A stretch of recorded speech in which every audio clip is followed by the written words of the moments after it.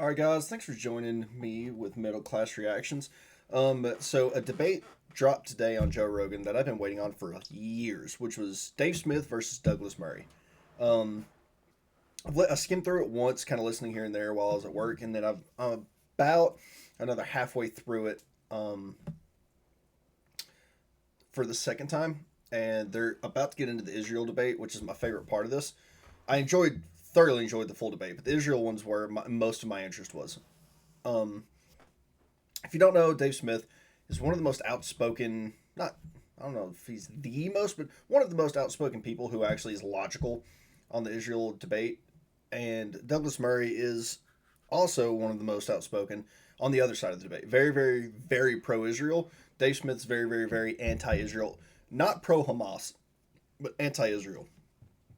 So we're going to look at it, analyze it, and kind of go over it. I will say from the get go, this is to me one of Douglas Murray's worst performances in a debate. The amount, like, you know what? I'm not even gonna get into the details of it. I'll just let you see for yourself. That way, y'all can make your own decision. Let's get into it. You look, I mean, you're pouring $100 million into a street protest against a democratically elected president of Ukraine, and the whole issue is over. Right here, they're the end of their the part of where they were going over Russia Ukraine. I'm going to do a separate video on that. So if you're confused, like why that's what they're talking about, that's where they're at now. But they're about to get into the Israel debate. Essentially, whether he's going to tilt toward an economic deal with Europe or tilt toward an economic deal with Vladimir Putin. I mean, Douglas, like if anyone did that in our region of the world, DC would overthrow that government, invade in a moment. If China poured $100 million into Mexican protests and was able to overthrow the democratically elected government, say, if it's what do you think DC would do? Change the subject maybe, but Qatar pours hundreds of millions of dollars into this country, billions indeed, and tries to change policy in this country. And nobody's trying to overthrow Qatar. Nobody's trying to overthrow the emir or his family. And they've been poisoning American universities, American institutions, buying up American politicians. They pour billions into this country. I think I just sent you something about that this morning. Yes, I mean, well, okay, but one thing Douglas is kind of leaving out there a little bit is so does APAC, which is all pro-Israel. So, like, I mean, if we're going to be fair, APAC does as well.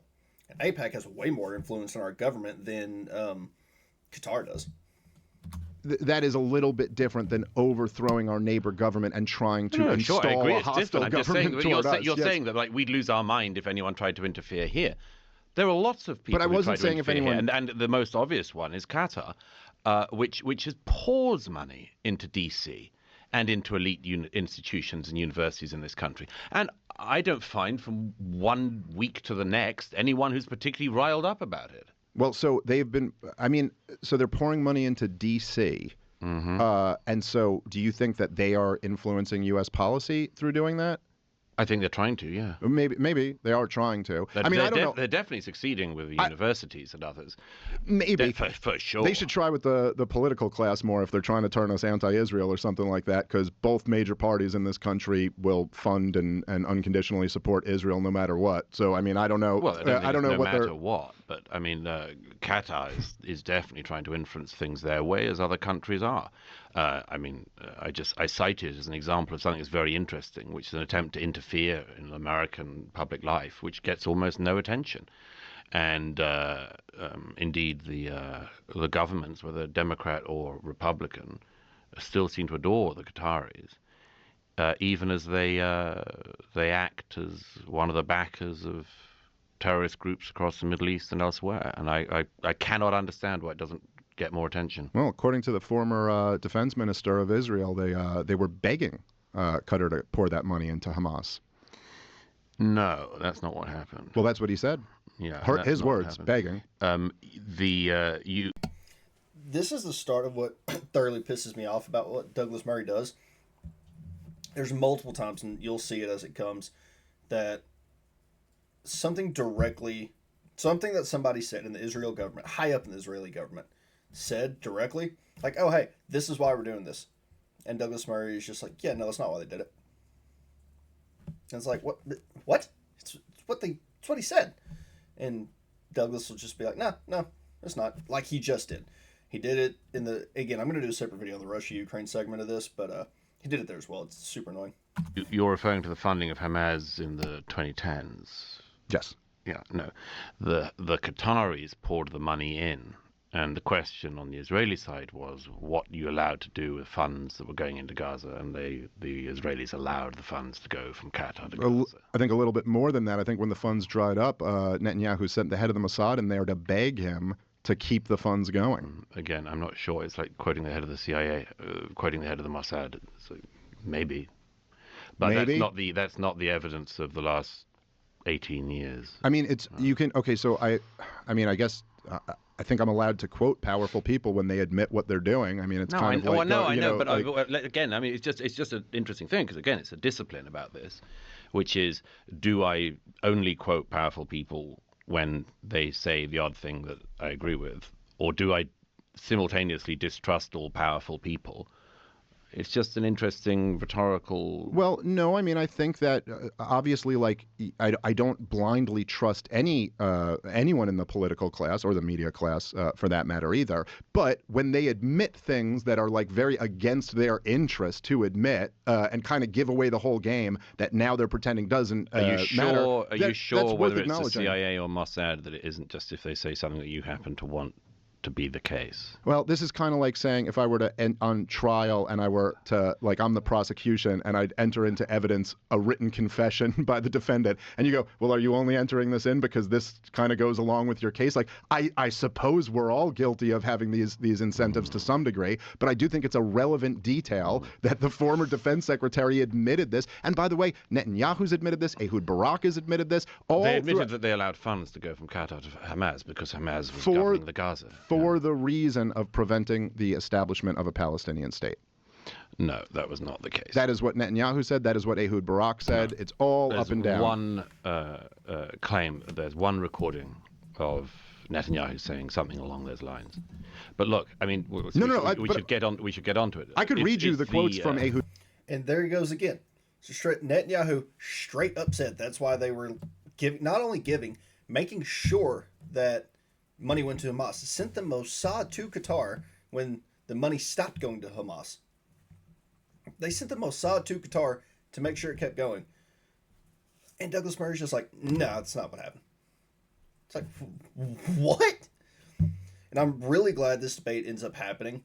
And just heads up, guys, this is probably going to be a long video. This might be an hour and 20 minute long video.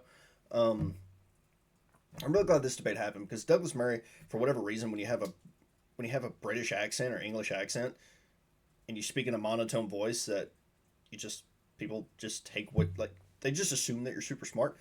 You see this with Sam Harris a lot too, although he doesn't have the accent. He's just monotone the whole time and people are like, oh yeah, he's got to be smart. He sounds smart. He sounds super smart. But it's just like Douglas Murray's point on this just seems so shallow. And then when Dave, and we're really about to get into it, when Dave pushes him like super hard on it, he starts contradicting himself over and over and over again. And it's just like the argument overall is just like Israel good, Palestine bad, the Palestinian people bad, and not even talking about Hamas. Of course, Hamas is bad, but it's just Israel can do no wrong, and everything is the fault of the Palestinian people. Nothing is the fault of Israel. It ends up being an insane argument to make. Ehud Barak as well. No, I know. It's all of them have talked about it. The situation. Let's get on to it. The situation there, and the war of the last 18 months now, more than 18 months in the Middle East, is a result not of that, but of Hamas deciding to start another war with Israel and trying to annihilate their neighbor. But you don't think if they were being propped up by Israel, that has nothing to do with the group? They were not being propped up by Israel. The reason why Hamas were in power, as you know, much against the interests of the Israelis, was that they were voted into power after the Israelis withdrew from Gaza in 2005. Condoleezza Rice and other American statesfolk insisted that the Palestinians should have elections straight after the Israeli withdrawal. They had elections. perhaps unwisely, and Hamas won, and then didn't have another election again, and ruled the Gaza for 18 years until they finally got the great fruit of their labors on the 7th of October 2023, and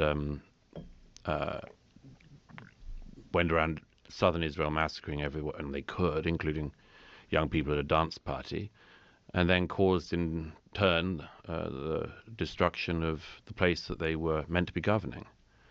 It's the whole thing is a great tragedy, and all of it is at the feet of Hamas. I certainly agree with you that it's a great tragedy, and I do, I think it's when you accuse me of using the quotes that kind of back up what I believe, I think it's very convenient here to remove all responsibility from the Israelis. Like, even if I'm telling you that you have these quotes, I mean, I'm not talking about fringe figures. We could read through the list of people who have admitted what the strategy was with them funding Hamas and propping them up. But hold on, let me just say, so if you're going to tell me Israel props up this terrorist organization in order to kill the peace process, in order to make sure that the international community gives them a no one. By the way, Smotrich, right? The finance minister, okay, he's on record. He's on record saying, look, Hamas is an asset. The Palestinian Authority, they're the liability. Hamas is an asset because we can tell the international community, well, look, what do you want us to do? There's a terrorist organization here. We can't do business with them. And then even Ehud Barak admitted, like, this was also so that liberal Israelis, if it was the Palestinian Authority, they'd be like, hey, we should make a deal with them. But since it's Hamas, they can't. Okay, so if Israel props up this terrorist organization and then as a response to them committing a horrific act of terrorism, decides to level the entire place and just slaughter women and children in large numbers. It didn't decide to do that, and it didn't do that. But, yeah. It didn't level the place. Hasn't been destroyed. Gaza is pretty leveled by now. Yeah. But it did not go in to level the place like that. No. Okay, they went in and leveled the place, but that wasn't their intention? Let's just go back to the beginning if we can. Sure. Because it's important. Since you're interested in the question of the Palestinian state, the Palestinians were given another state in 2005 when every single Jew was removed from the Gaza by the IDF, and when even the graves of Israelis in Gaza were dug up and taken into the rest of Israel. Of all of the what-ifs of Palestinian Arab history, the era since 2005 should be one of the great what-ifs, which is, what if the American taxpayers' money that was poured into Gaza, the European Union taxpayer money that was poured into Gaza, had been used by a government in Gaza to build a state that lived side by side with their Israeli neighbors and flourished. And it's not like the money wasn't there. It's not like there wasn't the international will. Ismail Haniyeh and the other leaders of Hamas used that money, as you know, to make themselves billionaires and to buy themselves and their kids condos in Qatar and to live extremely well, whilst withholding the money from the Palestinian people, whilst building their network of tunnels throughout Gaza and building an infrastructure of terror. And that's what they did with 18 years in Gaza. And of all of the what-ifs, just consider that one was in their hands. The Israelis did not make them vote in Hamas. The Israelis would not want a terrorist entity that wants to annihilate the state of Israel, that is there on their doorstep, constantly firing rockets. And here we go again, like Netanyahu and other people in the Israeli government literally said, we're giving money to Hamas so we don't have to worry about negotiations. They literally said that. Netanyahu outright said, yeah, I am propping up Hamas. I think his exact quote was, Israel can control the height of the flame. I'm talking about Hamas. And talking about giving them billions of dollars, which, by the way, well, I don't know if it was billions. For sure, hundreds of millions. Which, by the way, a lot of that, probably American dollars, because the U.S. gives a lot of money, just cash, to Israel. So, I mean, I don't know for sure if that's where that money's going. No one knows where the money we give to other countries goes for sure, but it's a decent guess. It's starting wars every few years. Why would the Israelis want a group there that means that if you're living in towns like Sderot or Ashkelon or Ashdod, your children grow up all the time knowing that they might have to go to the bomb shelters. And that's during peacetime. Well, according to them, the reason they want it there is because then it kills the peace process, and then you have a no one to negotiate with certificate, and that then you can keep your eyes on building up settlements in the West Bank. There are, as now, many people to negotiate with. Mahmoud Abbas may be, I don't know as the joke goes, currently in something like his 20th year of his first 4-year term as head of the Palestinian Authority. But Mahmoud Abbas is there in Ramallah. The compounds of the Palestinian Authority, which I've been to many times in Ramallah, are there. They run their portions of the West Bank. They could be there to negotiate with at any moment. The Israelis have said they want to negotiate with them at any moment and come to the deal. In fact, Netanyahu, you're so fond of quoting, said again before this war began that he would come to the table with no red lines to begin with, to start another negotiation with the Palestinian Authority. But let's just get back to this thing, because this is so crucial. I am so startled by the post-October the 7th world, not just in Israel and Gaza and everywhere where I've spent most of the last 18 months, but in what's happening here in the United States of America. It blows my mind, much of the response here, and the desire to leap over the first victims of this and go on to all of the proximate causes, theoretical causes, what-ifs, and so on. I was, as I described in the opening of this book, I was in New York on the 7th of October, and I woke up and started seeing what was happening and discovered that later that day already there were plans to organize a protest in Times Square. And what was the protest in Times Square? Massive protest in support of Hamas as the massacre was still going on. And one of the things I just cannot get out of my head is why in the last 18 months, when Hamas did what they did, have so many people made excuses for them, or decided to side with them, or deny their actions, or excuse their actions? Why do you think that is? Several very, very big things. One is, I think people wanted to ignore the nature of the atrocity because it was so appalling that it went against much of their narrative. I was at a reunion of one of the survivors of the Nova Party on one occasion, and he said to me, "What would you do if this had happened in your country?" And I thought, well, it hasn't happened at this scale, but something like it has happened. The Ariana Grande arena bombing in Manchester in 2017, the Bataclan massacre in Paris in 2015, the Pulse nightclub shooting in 2015. But all of these occasions when young people were murdered for being at a pop concert or a nightclub, the world's attention, the world's empathy, the world's sympathy went to the victims. Only in the case of the young Israelis dancing in the early hours of the morning on October the 7th, 2023, do the victims become victimized again and not believed. Okay, that's just not true. What happened with Israel and the reaction to Israel, besides, of course, you're always going to have some crazy people, but the vast majority of the people of the world, it was the exact same kind of thing that happened during George Floyd in America. Where it's like, at first, everyone looked at that George Floyd video and was like, that's awful, you can't do that. And then when part of the country starts getting burned down, it's like, okay, I was with you for the George Floyd thing, but like, you can't just do that. So now, excuse me, now you get the reverse where it's like,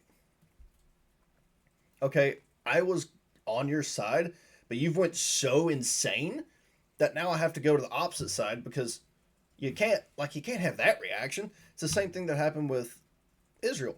October 7th, 2022 or 23. 18 months. I think it was 20, 23. Everyone in the world came out and was like, that's awful. We need to hunt down and kill whoever did that. And then probably at this point, 75 or 80,000 civilians later, it's like, okay, but you can't do that. Like, hunting down Hamas is one thing. Have at it. Kill them all. But you can't just bomb and slaughter innocent women and children and teenagers and grandmas and grandpas. And, like, you just can't. You know? So it's like, that's just such a false argument. Era we lived through in the late 2010s was the era of Believe All Women. And of all the Israeli women who were raped that morning, much of the international community does not want to listen to them at all, and certainly doesn't want to believe them. And there are many reasons. One, at the most fundamental level, is that I think a part of a generation that's coming up has been told there is something especially wicked about Israel, that there is something especially wicked about Israel's existence and its actions and its people, and it means that when their people are burned alive in their homes or raped at a music festival and shot in the head, they are uniquely undeserving of sympathy. And I think that people have been indoctrinated by very bad actors into this, and as a result have excused atrocities or will make excuses for them, make excuses for the people who do them. I think, in addition, it plays to some of the darkest things of the regional mind as well as the international mind. The aims of Hamas, their stated aims, include the annihilation of the Jewish people. And October the 7th, they had their best go at doing that. And the fact that in a decision between whether or not you're on the side of the people who want to dance and live in peace with their neighbors, or whether you're on the side of the people who want to rampage through a dance party bar in the early morning, macheteing at people. I find it amazing that there are so many people who don't know which side they're on. But there are a lot of them. There are a lot of reasons for that. But one of the foremost reasons is the fact that the state of Israel has been uniquely libeled, has been uniquely lied about. Its history has been uniquely lied about. It has been uniquely put under an international spotlight and then misrepresented in a way which I cannot think of many other countries in the world that have been treated that way. And there are deep reasons for it and shallow. This is another one, guys. That argument's all about framing.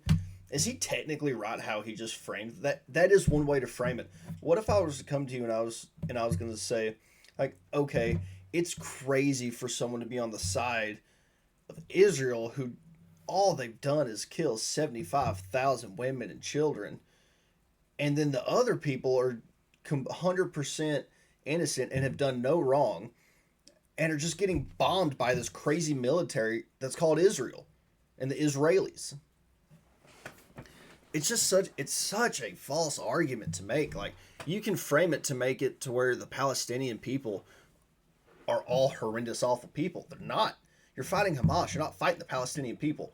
And that's, when they're talking like this, that's how you know where their mindset is on that. Is like, a lot of the mindset of the super pro-Israelis people who are super pro-Israeli military, is that they're not fighting Hamas. They're fighting the Palestinians at this point. You know, it's like everyone agrees, go kill Hamas, go fight Hamas, but not at the cost of, 60, 70, 80,000 innocents in 18 months. It's just completely insane. Reasons for it. The deep reasons include some of the most ancient bigotries of the human heart, and the shallow reasons are people who don't know what the hell they're talking about. Okay, I think that I'm not going to speak for what every person out there believes. I don't exactly agree with like the characterization that there was no outpouring of like feeling after October 7th. And certainly like everybody I know was just like, oh my God, this is like a horrific atrocity. And like an unprecedented terrorist attack from Hamas, the worst terrorist attack in Israeli history against Israelis. And it was horrible. I think what a lot of I'm not arguing that there are no people who are actually pro-Hamas or there are no people who are actually like hate Jews or something like that. I do think that what happens is that A lot of people get put in that category who do not belong there. Much like we've seen this over the last year and a half, where a lot of people, you have John Podhoretz calling Thomas Massie anti-Semitic scum because he said, we're dead broke. We can't afford to fund everybody else's war here.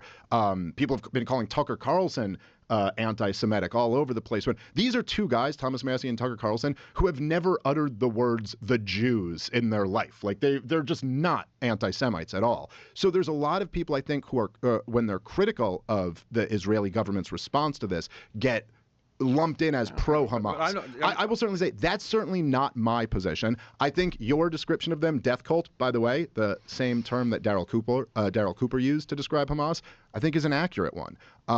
And it was horrible. But I think that I think that your characterization, first of all, of that they gave the Palestinians a state in 2005 is just wrong. I just think that is not at all an accurate way to describe the disengagement, which we could get into more if you want to. But first of all, I would just point out that if the two-state solution was achieved, I assume you're arguing it was taken away after that. You're not still arguing that the Palestinians have a state, or are you saying they have had a state since 2005?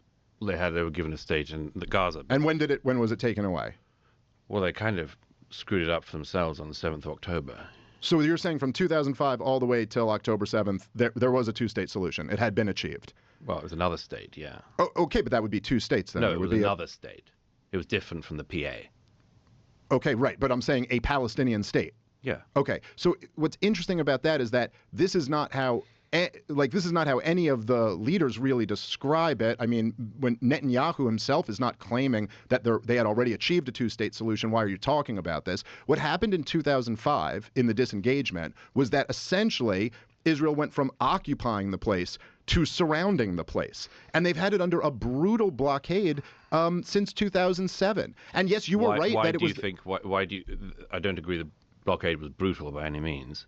You don't think the blockade of Gaza was brutal? I mean, how brutal do you think the Egyptians are? Pretty brutal. Yeah. They allowed stuff in. Okay. I mean, since some stuff has gotten in, yes, that's true. More than some stuff. Okay. More than some stuff. Okay.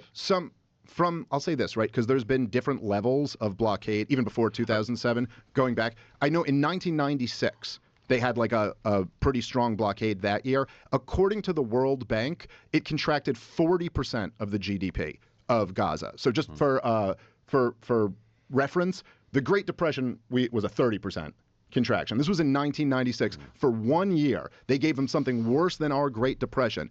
That was just 1 year. From 2007 on, there's been a blockade of that country. You don't think that's kept the country poor? Why do you think there's a blockade of any kind? Why is there a blockade? Well, I mean, the argument from Israel would be... No, why do you think? I would say, okay, I think that the disengagement, I think Smotrich was correct when he said... I'm sorry, my mistake there. I think which another quote that I'm sure you're familiar with, but Dov Weisskopf, who was the senior advisor to Sharon, who was the prime minister at the time, he essentially said the reason we're doing the disengagement, the reason we're doing this, is so that we can put the peace process in formaldehyde. This is the reason we're doing it. You're not answering my question. You're continuing to cite very right-wing Israeli politicians. But what do you think is the reason? I'm getting there. I'm saying, so I think they disengaged in order to kill the peace process. I think they put the full blockade around the country for the reason that they've always kind of done it there, that, yeah, they don't want too much stuff getting in. They want to keep them, as they put it, on a diet, and they don't want rockets to fly into Israel. By the way, in case you don't know, that's a actual quote. I can't remember if it was the defense minister or if it was Netanyahu, but it was one of the people super high up in the government who's in charge of handling the blockade. Straight up said that we're going to reduce the amount of aid going into Gaza by so much that it's going to be put on a diet. It's kind of hard to fathom that the good guys in this would be willing to do that, you know? Second one is a kind of important one, isn't it? The final one you said. It is.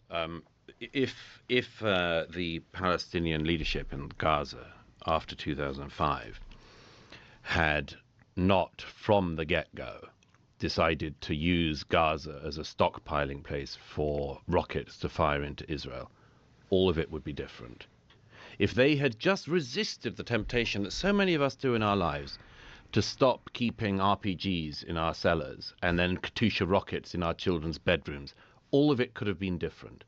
If that desire to live in peace beside your neighbors had superseded the desire to stockpile rockets, it would all be different. Yeah, or if And Israel what just you hadn't describe occupied as- them for 60 years, it would all be different too. They I mean, weren't why is it the onus occupying- always they on weren't them?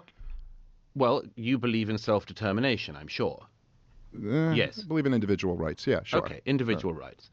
And that includes the right to make bad decisions. Sure. Yes. The Palestinians in Gaza, when they voted in Hamas, made a very bad decision. Yeah, of course, and Douglas. In the but years, I, hang on. Yes. Hang on. And in the years after that, they made bad decision after bad decision.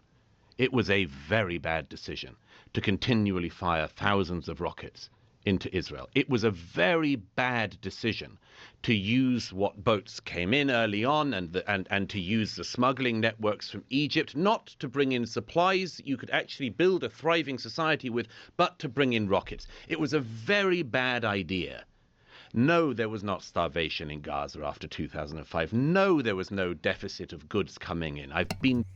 That's just not correct. That's not even debatable. That's just not true. According to Israel, they did that. I mean, that's not a debate. I mean, this is just such bad faith and just non-art. It's not just a non-argument. It's just factually untrue. Plenty of There was times. no deficit? No, there are No plenty goods were kept out. There are plenty. How many? Have you been to the crossing points? No, When were you last there at all? I've never been. You've never been. Well, am I not allowed to talk about it now?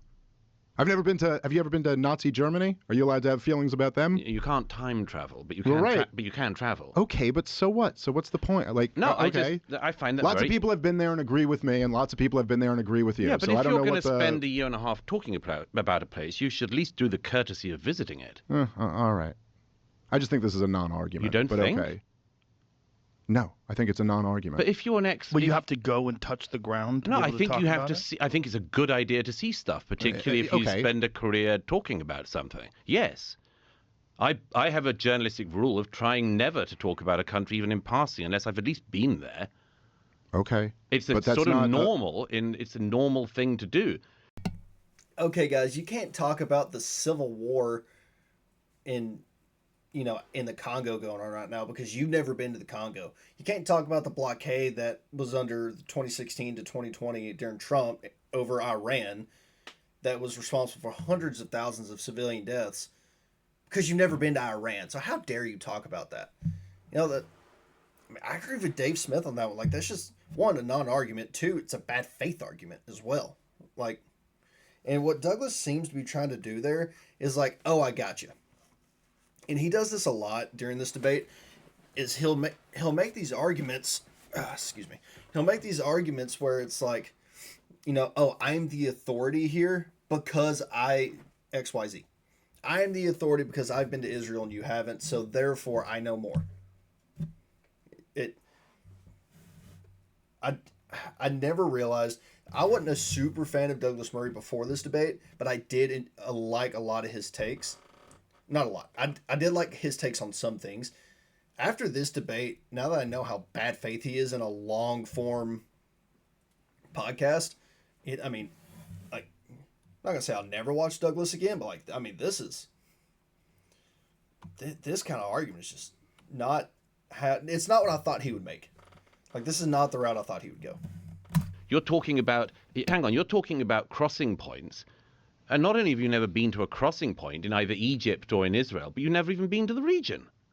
Okay. Again, I think this is a non-argument. I don't understand. No, it's not a non-argument. Yeah, it is. It's not a non-argument if you're insisting that you're an expert of some kind, or not claiming you're an expert, but still talking about it. He's not said, oh, I think I just turned my camera to move with me. Yep. Yeah, he's just straight up Dave's never said he's an expert on this thing. He said he's well read, which he is, but he's never claimed to be an expert. about the provisions going into Gaza or not if you've never seen any of this going on? So you're not That's allowed to amazing speak to about me. things that you've read about. You can only speak about things that you've seen with your own eyes. You can talk about what you want, Uh-huh. as you're proving. But that is a different matter from spending an awfully long amount of time talking about an issue in a region you haven't even had the courtesy to visit, whilst developing all of these views about it. I mean, now I slightly get an idea of where you're coming from. Notice he actually hadn't attacked many of Dave's arguments here. He's just made the appeal to authority argument, which is a horrendous argument. It's a horrendous way to debate. Anyone who makes an appeal to authority, it's a awful way to go about debating. You've read about this blockade, and so you imagine that that's what it is. I imagine you've read all the people who say that Gaza was a concentration camp, and you probably think that too.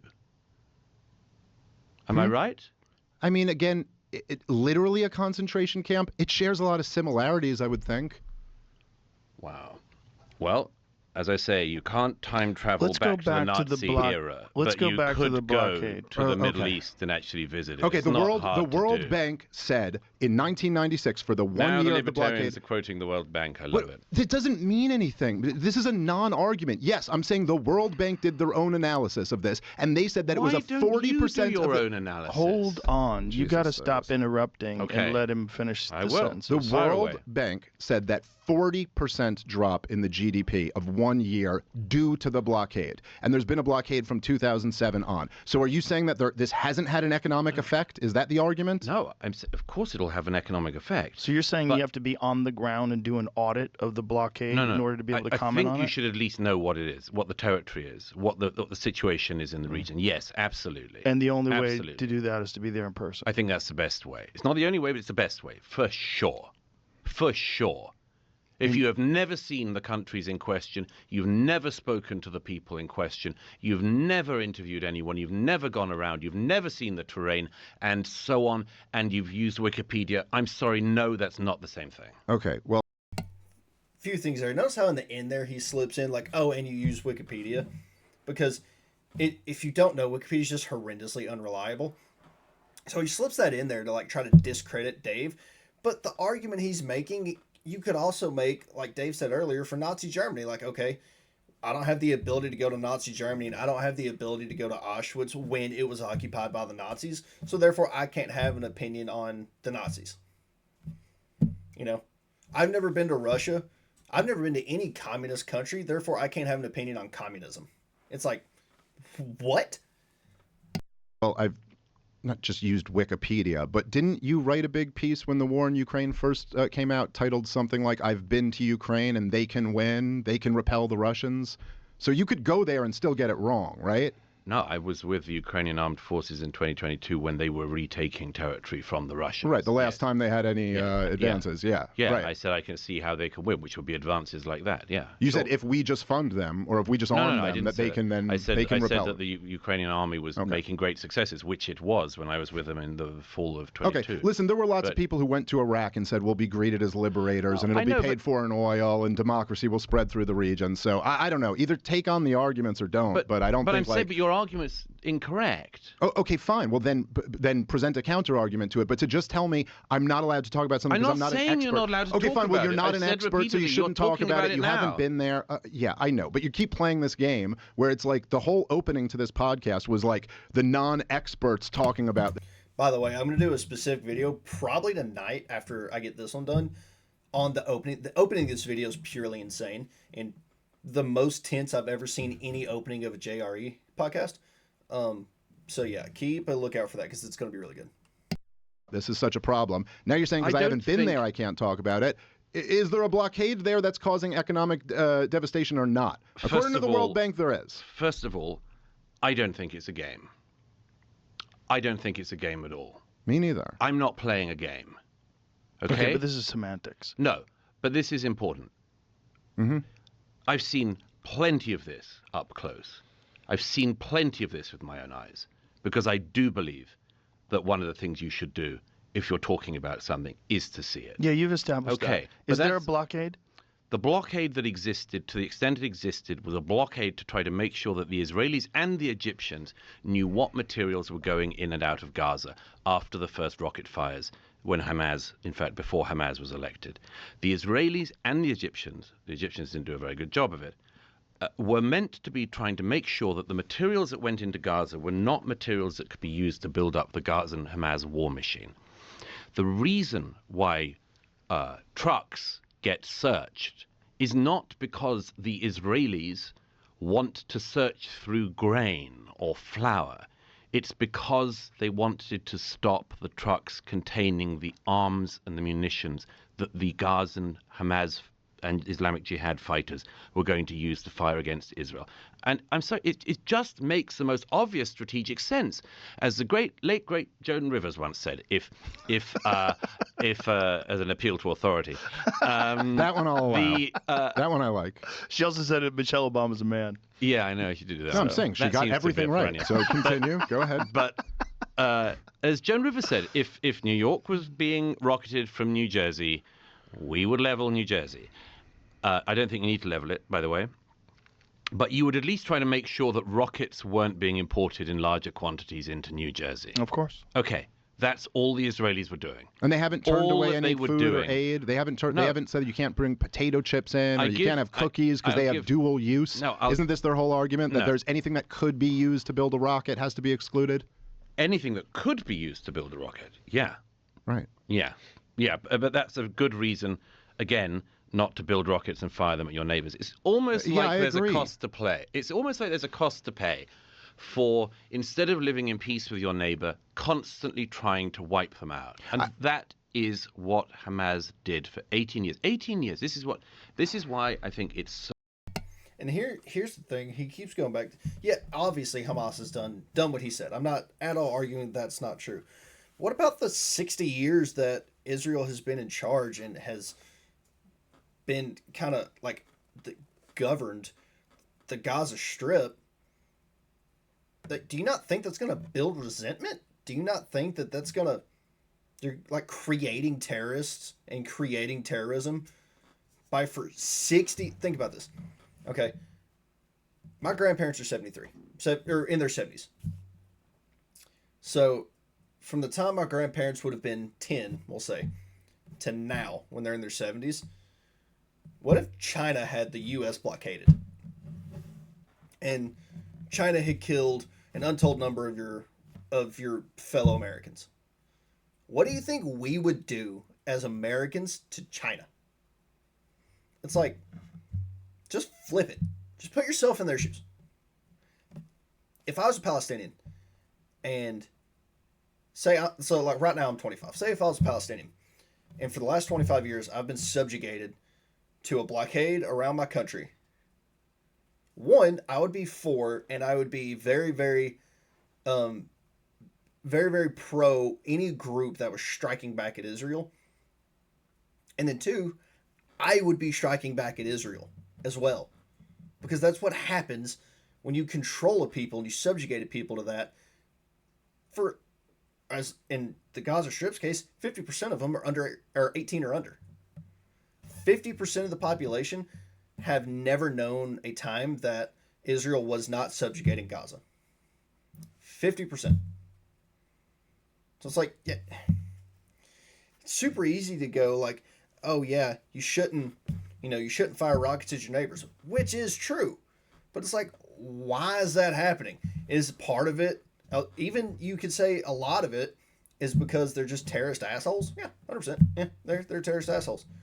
It's like, do you not think any of it is because maybe you're part of the, like you're creating the problem? So unbelievable, taking agency away from the Palestinians of Gaza, is that the Hamas had 18 years, and 18 years is obviously the time from the birth of a child to the end of their formal education. They literally had the opportunity to create a generation in Gaza that wanted to live beside their Israeli neighbors. And from everything I've seen since the 7th of October in the region, and from all of the dead and the survivors and the family members I've seen, so many of them, particularly the people in the south who were attacked on the morning of the 7th, were literally people who dreamed of living in peace with their Palestinian neighbors. They were people like Vivian Silva, whose body wasn't identified for months because there wasn't enough of her charred remains left to even extract DNA from. She spent every weekend, like so many people in the communities in the south of Israel, every weekend driving children with the most rare medical conditions that couldn't be treated in one of the Hamas-run hospitals in Gaza into very specialist units inside Israel. And she spent every weekend doing that and working with B'Tselem and all of these radical left Israeli groups. And it didn't matter a bit when Hamas came in because they burnt her in her own home anyway. My point is, in all of the counterfactuals of this conflict, the most important one is what could have happened if instead of educating a generation into wanting to annihilate their neighbors, Hamas in power had spent 18 years building up a state, teaching peace, creating coexistence with their neighbors. You think any of the people on the kibbutzim in the south or the young people dancing at the Nova party weren't dreaming of the day that the Palestinian government in Gaza would have created those conditions for them to live beside as well? Of course. I don't think Right. anybody's arguing. Yeah, no, right. Everybody but argues against nobody's each other. arguing. Douglas, it's just, No, again, I mean it's, here. I mean, Here. it's not what I'm saying. Look, I'll say this again, because you bring up the point about agency again. And I hear this a lot as a counter. Much like I said in Ukraine, it's not denying anybody agency. I'm not saying that. Believe me, if I was in control of how people acted, I would certainly. Palestinians could have handled things much better, and there are different points where we probably all would agree that we wish they had done it this way and not this way. And I think that embracing, for those Palestinians who embrace terrorism, which pretty early on. I mean, Israel and Palestine have been at war since the existence of Israel, really. And I know it's convenient to kind of pretend October 7th was like the first thing, but actually there's a long history here. I'm not denying any of them agency. The problem is that I see it as like you only seem to focus on the agency of one side. And then, if you want to talk about counterfactuals, I think the most interesting counterfactual, well, maybe I'll give you two. Number one, would be Chaim Weizmann, who was essentially supposed to be the David Ben-Gurion. Like, he was in line as like the number one ranking Zionist. This is pre the creation of the State of Israel, who urged all of the Zionist militias to not embrace terrorism. And he ended up losing that battle ultimately. In many ways, this is how terrorism was introduced. He was the first president of the state. David Ben-Gurion was. I was saying Chaim Weizmann. Yes. And he basically ended up losing his position to David Ben-Gurion because they just wanted to be more hardcore. And by the way, the Ergon and the Lehi and the Haganah, they openly embraced terrorism to drive out an occupying force. This is literally the story of the creation of the State of Israel. The Palestinians fell into a terrible, tragic mistake early on. And I'm saying, listen, I reject terrorism as we all should, just because killing innocent people is wrong. I'd like to get to that a little bit more in a second, because it's interesting that we haven't really gotten into what I think is the great humanitarian crisis here. But they were following, I think in some ways they were very influenced by the Algerian model, that they were like, hey, look, we could listen, there's a lot of groups, whether it's... Which Algerian model? Well, driving the French out. The first Algerian war. Yes. But look, I mean, there's a lot of these scenarios where we look back at Nelson Mandela, for example. Nelson Mandela was not imprisoned because he was, making picket signs. I mean, there have been people who have embraced violence as a means to achieve a policy end, including the early Zionist settlers, including the Israeli government, including the U.S. government, and lots of governments around the world. The tragic, tragic mistake in terms of political outcome from the Palestinians is that they really just underestimated the fact that these Jews had no home to go to. This was their home. And you could drive out the French from Algeria because they go, screw it, we're going back home to France. The Jews had been so persecuted in Eastern Europe that there was no home to go. And of course, then after World War II, they were here to stay. And so of course it's been a tragedy. And of course a lot of Palestinian actions I wish would be different. I wish Hamas didn't exist. It should be pointed out, by the way, that in 2005, you did mention that it was really part of the Bush administration's exporting democracy around the world that put pressure on them to have these elections. It should also be mentioned that Hamas did not win a majority in one single precinct. They won pluralities all around. So just saying, when we're bringing up this election, half the population of Gaza today is under the age of 18. They were toddlers if they were alive in 2005. Of the other half, that maybe half of them voted in these elections, it was never a majority that supported Hamas. They eked out a victory. And then, of course, there was an attempted coup after that, and that's when Hamas seized complete control. The coup failed. Regardless of any of that, I agree with you that, the Palestinians have agency, and I wish some of them had made better decisions. Now, many of them have made better decisions, and it's still resulted in nothing better happening for them and their people. And so I do find it kind of hard to lecture a group of people who are going through so much. The level of human suffering that's being inflicted on the people of Gaza right now cannot be overstated. And so, to lecture them about how you're supposed to handle that exactly. But I will say, man, I think there's kind of this selective empathy that you have here. I agree with you. Talk about these teenagers being slaughtered at a music festival on October 7th. It's my God. I have little kids. I can't imagine the nightmare of this happening to somebody's children.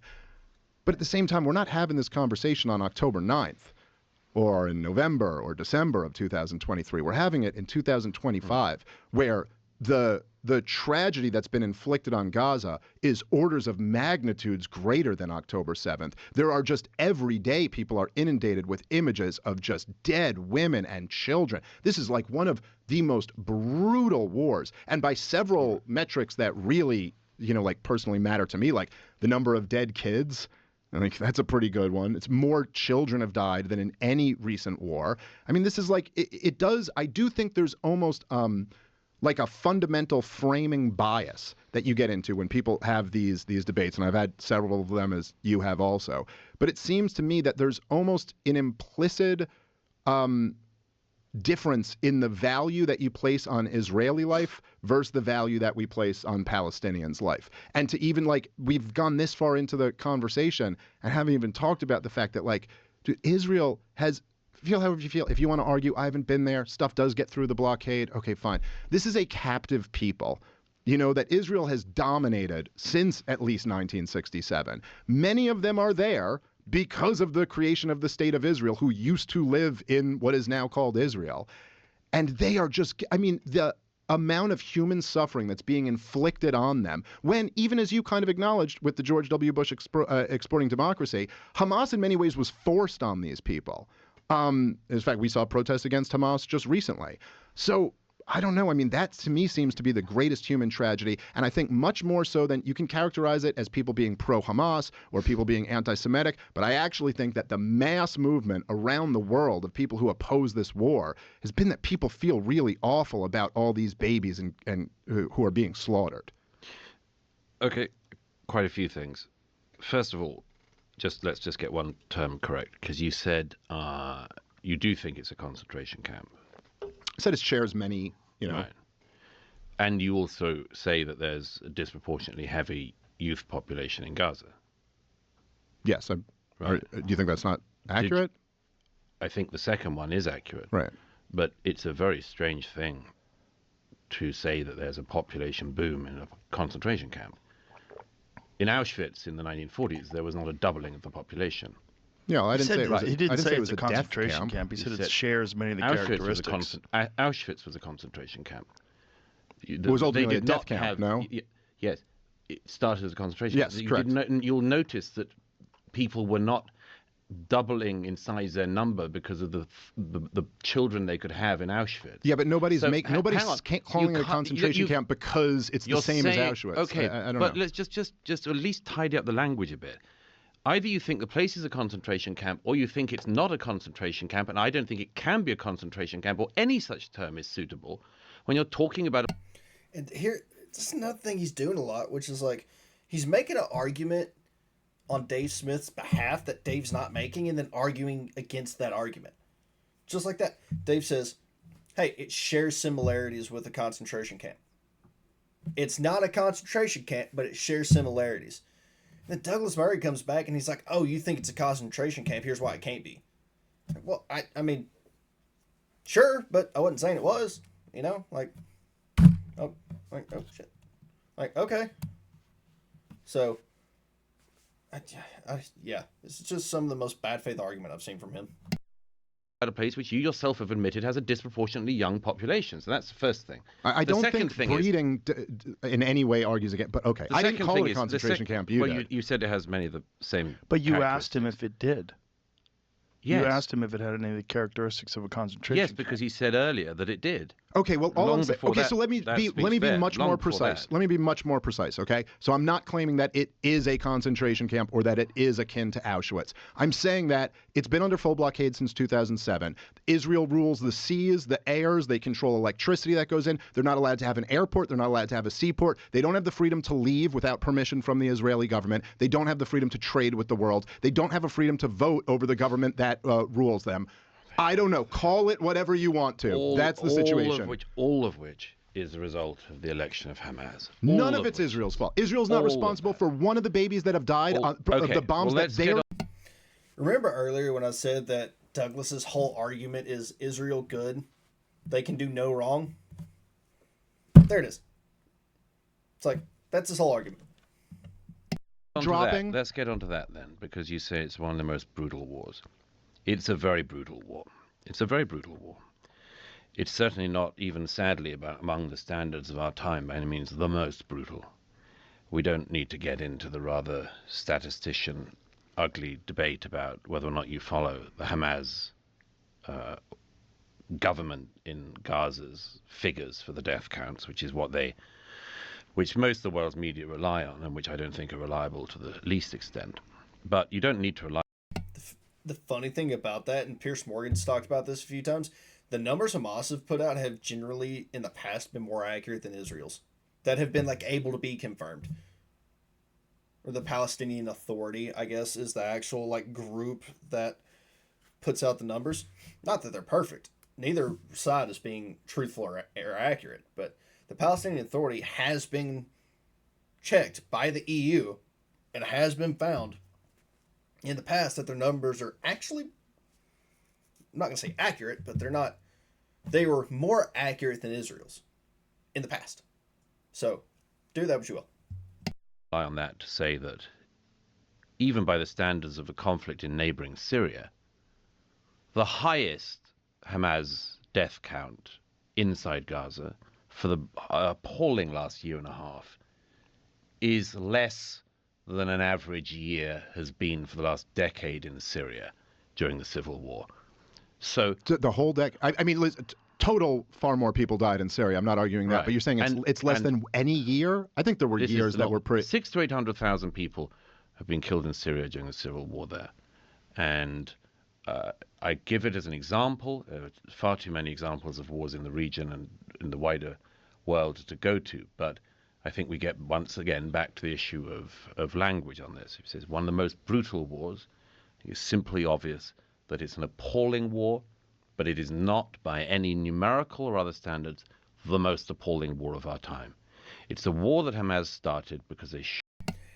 Here's why a lot of people make the argument this is I'll say one of the most brutal wars we've ever seen. It's because we've never seen, really since World War II, I'll say.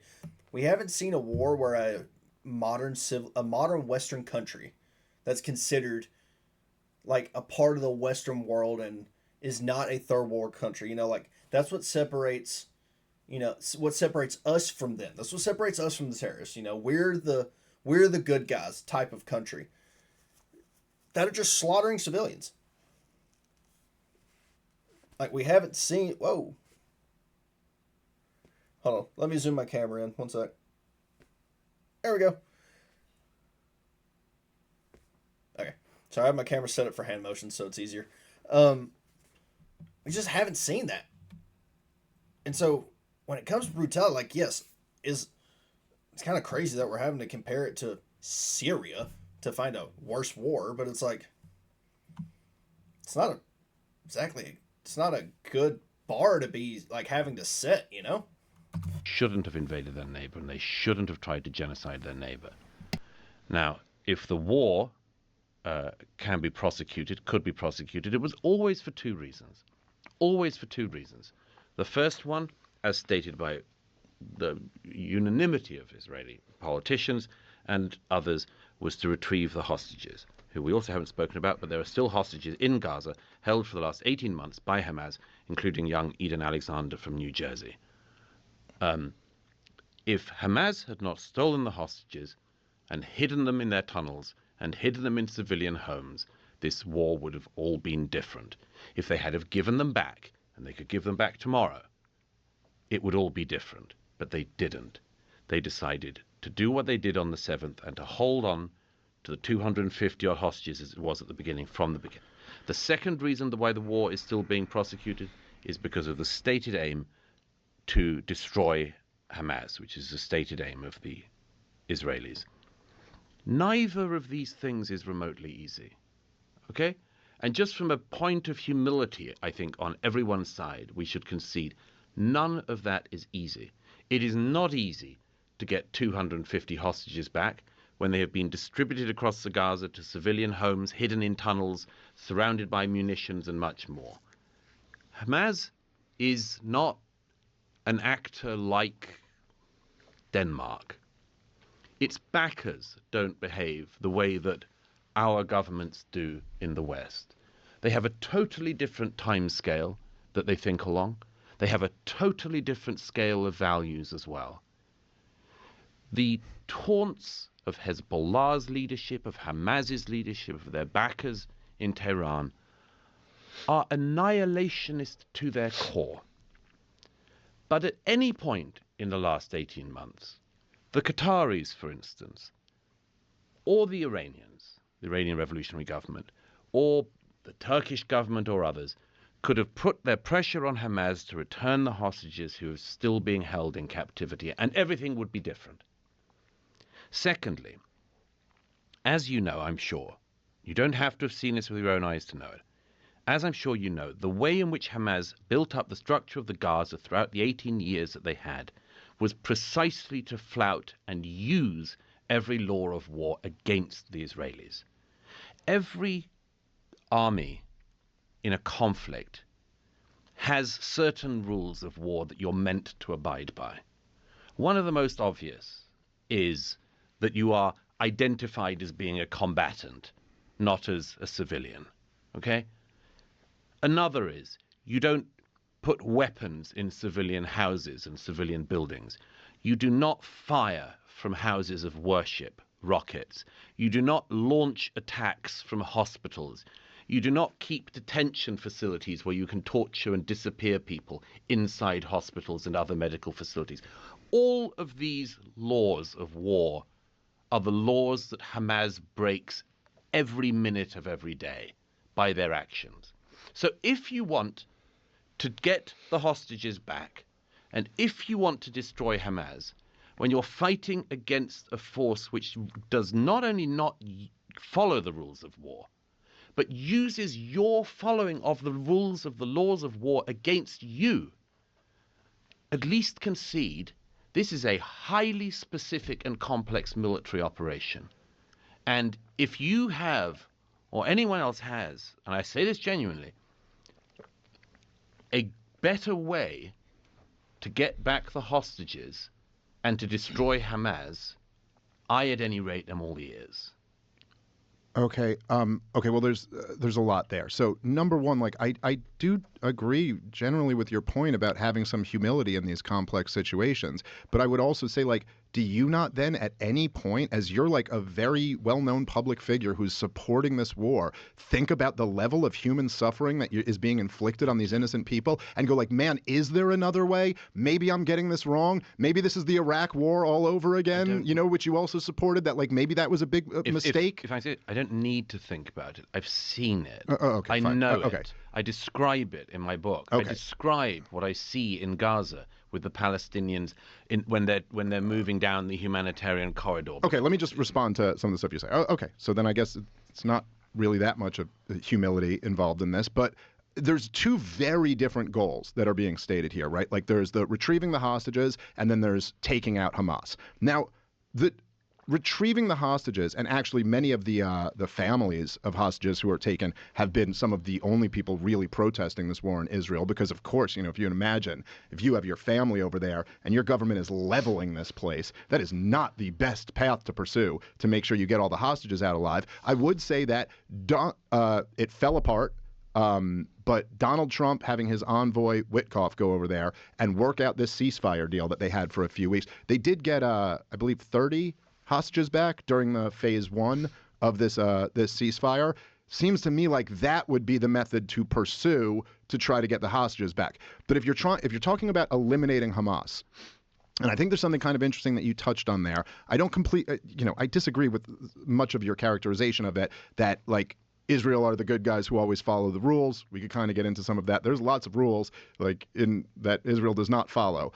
That being said, yes, of course. I mean, you're describing guerrilla warfare, terrorist organizations. That's right. It stated differently, Gaza doesn't have an air force or an army or a navy. They're just basically militias running around, terrorists who are trying to do everything they can to fight an asymmetrical war. And just like we helped teach Osama bin Laden how to do the Soviets, and then Osama bin Laden successfully did to us, the whole game in these asymmetrical wars is to get exactly what Hamas got out of this, right? Like Osama bin Laden knew that he couldn't. All right, guys. So from there, they start to get into the war in the Middle East. So that's where I'm going to cut this video off. But I just have a hard time wrapping my head around the fact that Douglas Murray's that dishonest. And it's even more apparent in the opening 30 minutes of the podcast, which I'm going to do a video on. It's mind-blowing to me. But yeah, so I mean, yeah, that is the Israel debate that a lot of people who were interested in this conflict, like myself, have been waiting on, was the Dave Smith, Douglas Murray. And as Dave Smith does, again, I'm biased here. I really like Dave. I think he just kind of tore Douglas Murray up on that. Douglas Murray had a lot of shallow arguments, and when they got pushed, he immediately went to a law of authority and really didn't push back on Dave's actual arguments. So sad to see that's what Douglas Murray's kind of gone to, but here we are. So thanks for tuning in to Middle Class Reaction, guys. Like, share, subscribe, do all the things you know you're supposed to. Have a great night. I'll see you next time.